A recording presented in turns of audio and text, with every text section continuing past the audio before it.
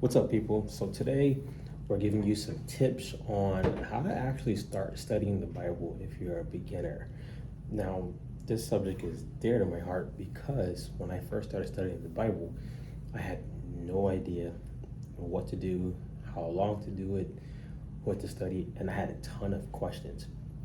One of the things that I did wrong was everything the Bible said, I took it literal, which wasn't good in the long run, but I'm gonna give you some tips on how to study if you're just starting off day one. Okay, so first thing is I would suggest starting off with some of the books of the Bible that are easier to digest.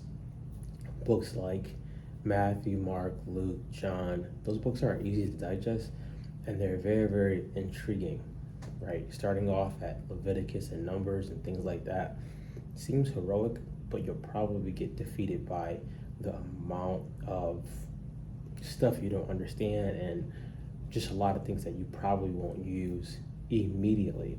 So start off with one of the books of the Bible that's easier to digest. Usually, most stuff in the New Testament, outside of Revelations, is easy to digest, and Book of Proverbs and Psalms, those are easier books to digest as well. Not saying you can't go for the other books, but in my opinion, go to the books that are easy to digest first. The second tip I would have is pick a time limit that you want to study. Maybe if it's every day or a couple days a week. I've always taught people who come to me for advice, start with 7 minutes, 5 times a week. Right? 7 minutes is not a long time, but enough time to keep you hungry and to get you acclimated to what it's like to actually study the Bible. It's not the most exciting book to read at times, but it's worth it. So pick a time frame. What I did when I first started, I went too far. Like I went for an hour every day, and I did it around like 3:30 a.m. And I was doing this before school. I was in high school. The year I started really studying it, that was a disaster. What I should have done was start small, build up, and then see where it went.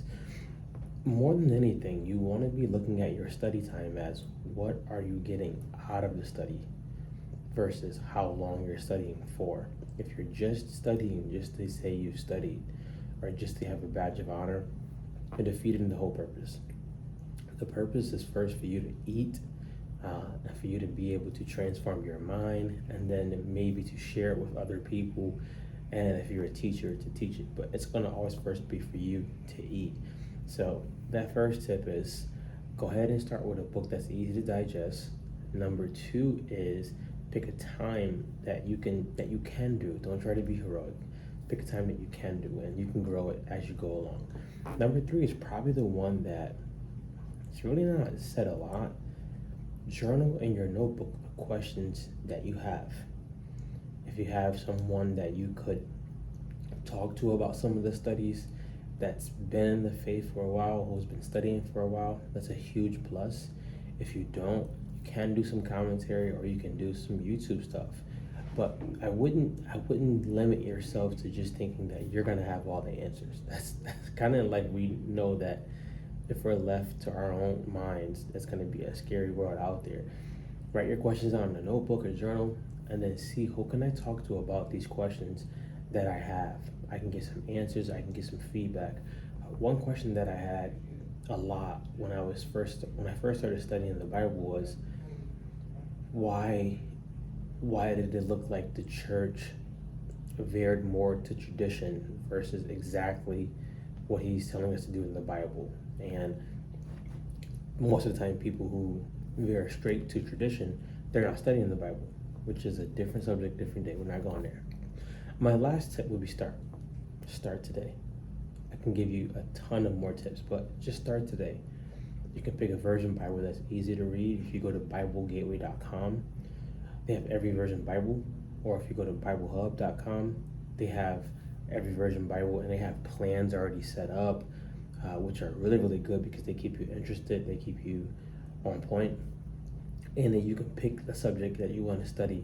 Say you want to study love or anxiety, you can pick that subject, and it has some studies already lined up for you. So I'm encouraging you guys today, if you're new to studying, first, congratulations for wanting to do this. I'm proud of you. And secondly, go ahead and just start. All right? Go win.